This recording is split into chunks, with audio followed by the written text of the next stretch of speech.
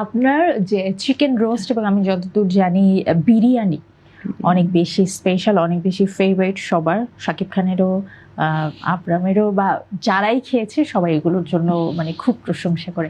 ছোট্ট করে একটা টিপস তো, ঠিক কি কি আপনি কোনো টেকনিক ফলো করেন যেটা দিয়ে আপনার রোস্ট বা বিরিয়ানি এত মজা হয়? ওর বাবার ক্ষেত্রে যেটা হয়েছে যে পোলাও মানে তো প্রচুর একটু তেল থাকে আপু, তাই না? আমরা যখন খাবারটা খাই, যেখান থেকে কিনে খাই বা কোনো দাওয়াতেও যাওয়া হলে দেখবেন যে পোলাওতে একটু তেল থাকে। আমি উইদাউট তেলে রান্না করি, বিকজ আমার রান্নার প্রসেসটা থাকে একটু রাইস কুক যেভাবে হয়।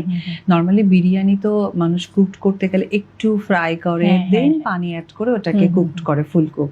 বাট আমার ক্ষেত্রে আমি ওই ভাজাটাতে আর যাই না। স্যান্ডেলিনা সো, রূপচর্চায় আভিজাত্য।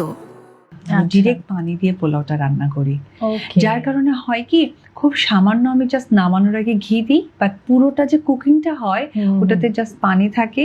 একটু বিরিয়ানির জন্য হয়তো এলাচ, দারচিনি, তেজপাতা এগুলো দিতে হয়, একটু আদা রসুন বাটাটা আমি খুবই সামান্য দিয়ে থাকি। এই তো নামানোর আগে যখন হয়ে যায়, ফুল কুকড হয়ে যায়, তখন আমি আসলে একটু ঘি অ্যাড করি, এটা নামাই জাস্ট ফ্লেভারের জন্য। বাট আমি কোনো তেল বা কষানো একদমই উইদাউট অয়েলে, হ্যাঁ, এটা আমার হচ্ছে কি পোলাওর একটা স্পেশালিটি, যেটা এটা সে পছন্দ করে, কারণ সে যেহেতু খুব বেশি তেল খেতে পারে না, তেল খায়ও অ্যাভয়েড করে, এই যদিও ঈদের দিন প্রচুর খায়। আর রোস্টের ক্ষেত্রে যেটা হয়, রোস্টের যে মানে মশলাটা, আমি এটাতেও কিছুটা একটু ওই যে অয়েলটাকে একটু কম রাখি। অয়েলটাকে কম রাখি, একটু আমি গুঁড়া দুধ, সবাই দেয়, আমি গুঁড়া দুধ দিই না, আমি যেটাতে অনেক বেশি দিই কাজু বাদাম। আচ্ছা, পেস্ট করে এটা আমরা জানতাম।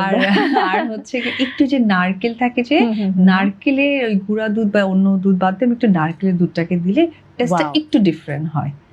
এটা তার কাছে অনেক ভালো লাগে। আর প্রত্যেকটা সময় যেটা হয় যে আমি একটু অয়েলটা একটু কম দেওয়ার ট্রাই করি। ঘি কিন্তু ভালো, তেলও ভালো, বাট ঘি কিন্তু আমরা সকলেই জানি যে এটা কিন্তু ডায়েটের অনেক বড় একটা পার্ট। যেমন কেউ যদি কিটো ডায়েট করে, ঘি দিয়ে কফি খেতে পারে। সো আমার কাছে মনে হয় যে স্পেশাল যেগুলোতে একটু ঘি দিয়ে যতটুকু কন্ট্রোল করে রান্না করা যায়, এই আর কি, যেটা আমি তার জন্য অনেক বেশি আগে ইউটিউব দেখতাম, খাবারের ক্যালোরিজ মানে হিসাব করতাম যে কতটুকু কি দিলে কতটুকু ক্যালোরি অ্যাড হচ্ছে, কেন হচ্ছে না। এই মানে একেবারে পারফেক্ট ওয়াইফ, ডায়েটিশিয়ান, পারফেক্ট মম, সবকিছু ভূমিকা পালন করতে। আমি জানি না, আমি তো একটু মাঝে মাঝে একটু খেলে হেলদি হয়ে যায়, আবার না খেলে শুকিয়ে যায়। এটা স্ক্রিনে অনেকে দেখতে পারে, অনেকে আবার কনফিউজড হয়ে যায়। তো সেই জায়গা থেকে আসলে আমি আমাকে নিয়ে কোনো কিছু বলতে চাই না।